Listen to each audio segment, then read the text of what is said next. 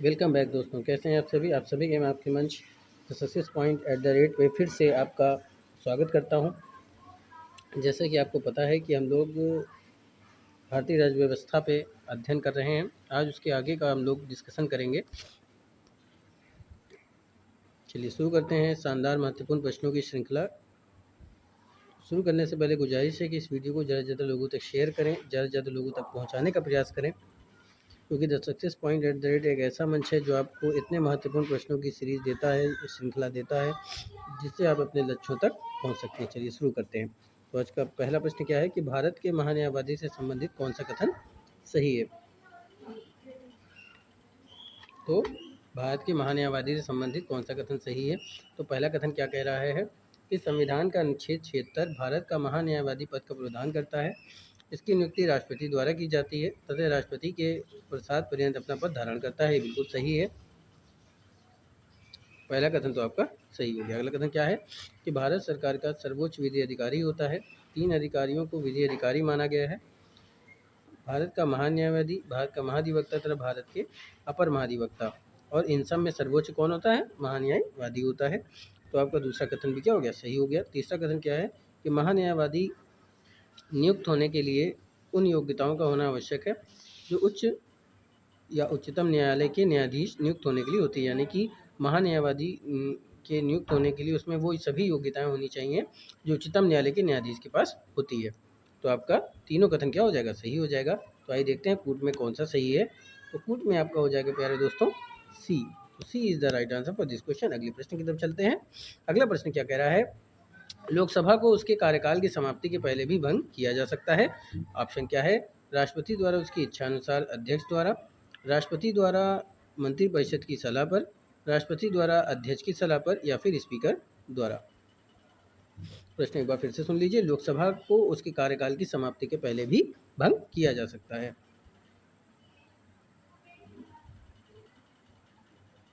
तो लोकसभा को उसके कार्यकाल की समाप्ति के पहले भी भंग किया जा सकता है। तो आपका ऑप्शन क्या हो जाएगा? राष्ट्रपति के द्वारा मंत्रिपरिषद की सलाह पर। यानी जब मंत्रिपरिषद कहती है तो राष्ट्रपति के द्वारा हम लोकसभा के अध्यक्ष को क्या कर लोकसभा को माफ़ कीजिएगा, लोकसभा को क्या कर सकते हैं? भंग कर सकते हैं। तो आपका ऑप्शन क्या हो जाएगा? बी हो जाएगा।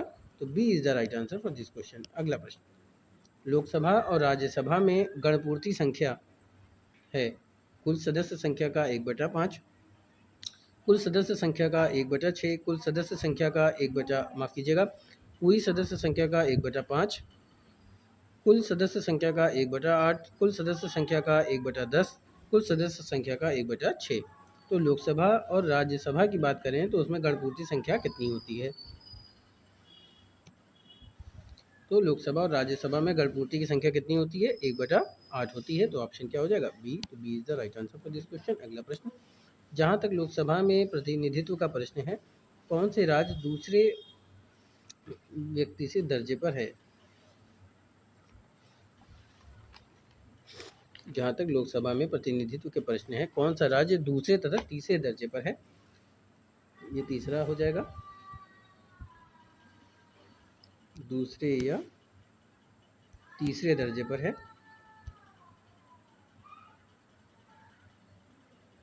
चलिए, तीसरे दर्जे पर है।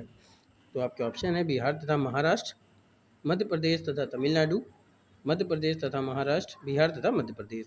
तो जहाँ तक लोकसभा में प्रतिनिधित्व का प्रश्न है, कौन से राज्य दूसरे व तीसरे दर्जे पर हैं? जल्दी से फटाफट से आंसर कीजिए। चलिए, तो जहाँ तक लोकसभा में प्रतिनिधित्व का प्रश्न आता है, तो जो राज्य दूसरे व तीसरे दर्जे पर हैं वो कौन सा हो जाएगा? आपका बिहार तथा महाराष्ट्र। तो ऑप्शन क्या हो जाएगा? ए। तो A is the right answer for this question. Lok Sabha में प्रथम स्थान उत्तर प्रदेश का आता है जिसमें 80 सीटें हैं। दूसरा स्थान महाराष्ट्र का आता है जिसमें 48 सीटें हैं। तीसरे स्थान की बात करें तो इसमें आंध्र प्रदेश में पश्चिम बंगाल आता है जिसमें 42 सीटें हैं। मध्य प्रदेश में 29 सीटें हैं, तमिलनाडु में 39 सीटें हैं, और बिहार की बात करें तो उसमें 40 सीटें हैं। चलिए आगे चलते हैं। लोकसभा के अध्यक्ष को हटाया जा सकता है। एक बार फिर से प्रश्न सुन लीजिए। लोकसभा के अध्यक्ष को हटाया जा सकता है। आपके ऑप्शन है लोकसभा के कुल सदस्यों के बहुमत द्वारा पारित प्रस्ताव से, सदन के 2/3 बहुमत से, राष्ट्रपति के आदेश से, संसद के सामान्य बहुमत से। तो लोकसभा के अध्यक्ष को हटाया जा सकता है लोकसभा के कुल सदस्यों के बहुमत द्वारा पारित प्रस्ताव से। तो आपका ऑप्शन क्या हो जाएगा? ए। तो A is the right answer for this question. अगले प्रश्न की तरफ बढ़ते हैं। लोकसभा की प्रथम महिला अध्यक्ष कौन थी? विजय लक्ष्मी पंडित, सुचेता कृपलानी, तारकेश्वरी सिन्हा, मीरा कुमार। प्रश्न एक बार फिर से सुन लीजिए, बहुत ही आसान प्रश्न है। लोकसभा की प्रथम महिला अध्यक्ष कौन थी? विजय लक्ष्मी पंडित, सुचेता कृपलानी, तारकेश्वरी सिन्हा और मीरा कुमार। तो लोकसभा की प्रथम महिला अध्यक्ष कौन थी? वो थी दोस्तों मीरा कुमार। तो आपके ऑप्शन क्या हो जाएगा? डी। तो D is the right answer for this question.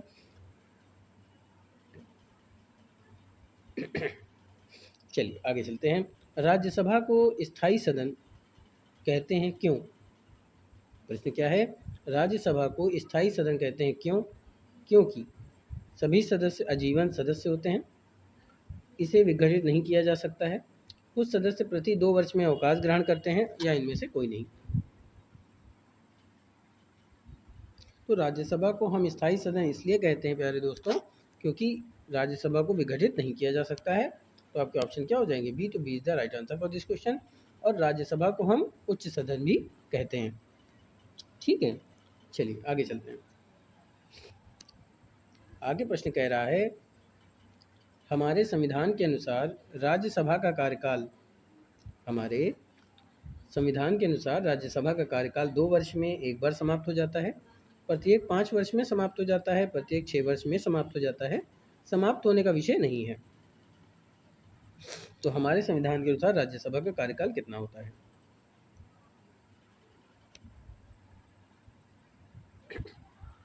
हमारे संविधान के अनुसार राज्यसभा का जो कार्यकाल होता है प्यारे दोस्तों, वो समाप्त होने का विषय नहीं है। तो डी क्या हो जाएगा? राइट हो जाएगा। तो D is the right answer for this question. अगले प्रश्न की तरफ चलते हैं। अगला प्रश्न बढ़ने से पहले आपसे गुजारिश है कि अगर आप मेरे चैनल पे नए विजिटर हैं और अभी तक आपने मेरे चैनल को सब्सक्राइब नहीं किया तो मेरे चैनल को सब्सक्राइब कर दें, बेल आइकन ऑन कर दें ताकि नोटिफिकेशन मिलती रहे, और ज़्यादा से ज़्यादा लोगों तक वीडियो को शेयर करें दोस्तों, क्योंकि जितना आप शेयर करते हैं, जितना ज़्यादा से ज़्यादा लोग वीडियो को देखते हैं, हमारा भी मनोबल बढ़ता है दोस्तों। तो कोशिश कीजिए कि ज़्यादा से ज़्यादा लोग इस वीडियो को देखें ताकि वो अपने लक्ष्यों तक पहुंच सकें। हमारा लक्ष्य ही है आपका सफलता दोस्तों। अगर आप और प्रश्नों को देखना चाहते हैं और प्रश्नों को हल करने का प्रयास करना चाहते हैं तो दोस्तों आप मेरे चैनल के प्लेलिस्ट में जाकर के पुराने प्रश्नों को देख सकते हैं, जो कि 1000 से 1500 प्लस क्वेश्चन है दोस्तों, और बहुत ही महत्वपूर्ण प्रश्न हैं।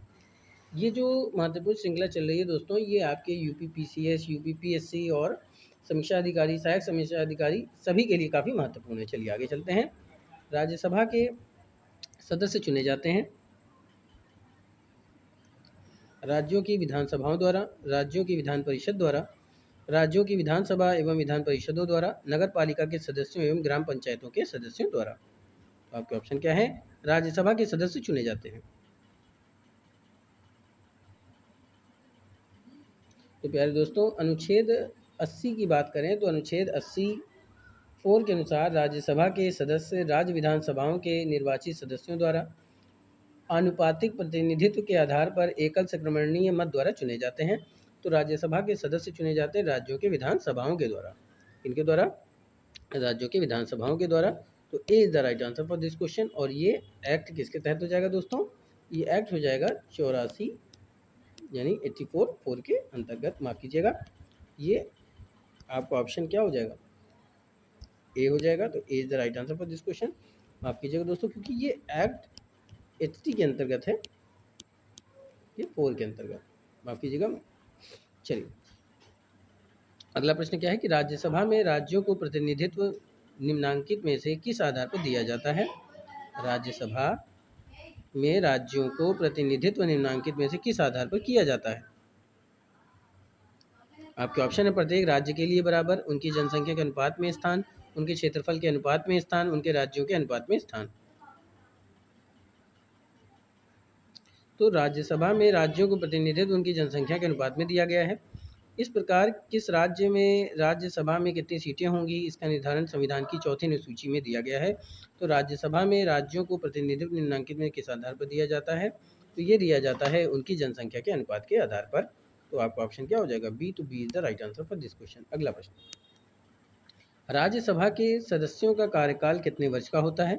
3 वर्ष का, 5 वर्ष का, 6 वर्ष का या फिर 2 वर्ष का? तो राज्यसभा का तो विघटन नहीं किया जा सकता, यह एक स्थायी सदन होता है। इसके 1/3 सदस्य प्रत्येक 2 वर्ष में समाप्ति का निवृत्त हो जाते हैं। राज्यसभा के सदस्यों का जो कार्यकाल होता है दोस्तों कितना होता है? 6 वर्ष का होता है। तो आपके ऑप्शन क्या हो जाएगा? सी हो जाएगा। तो C is the right answer for this question. अगले प्रश्न की तरफ चलते हैं। अगला प्रश्न क्या कह रहा है? निम्नलिखित में से कौन राज्यसभा की एकांतिक शक्ति के अंतर्गत आता है? आपके ऑप्शन है नई अखिल भारतीय सेवाओं का सृजन, आकस्मिक रिक्ति में भारत के उपराष्ट्रपति का निर्वाचन, अपने सभापति को अपदस्थ करना। बताइए। नई अखिल भारतीय सेवाओं का सृजन, आकस्मिक रिक्ति में भारत के उपराष्ट्रपति का निर्वाचन, किसी राज्य की विधान परिषद की समाप्ति। ठीक है दोस्तों, तो फटाफट से बताइए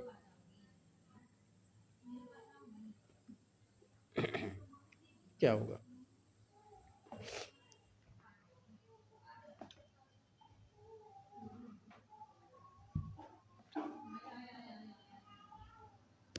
निम्नलिखित में से राज्यसभा की एकांतिक शक्ति के अंतर्गत आता है।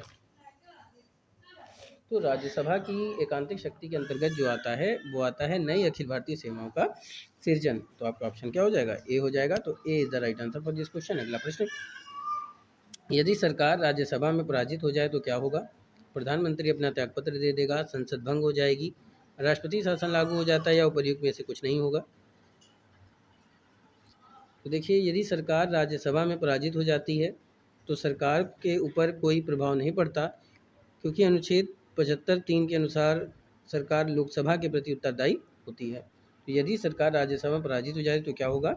प्रयुक्त में से कुछ नहीं होगा। तो आपका ऑप्शन क्या हो जाएगा? डी। तो D is the right answer for this question. और ऐसा क्यों है? तो ऐसा है एक्ट 75 के 3 के अंतर्गत। बात समझ में आ रही है?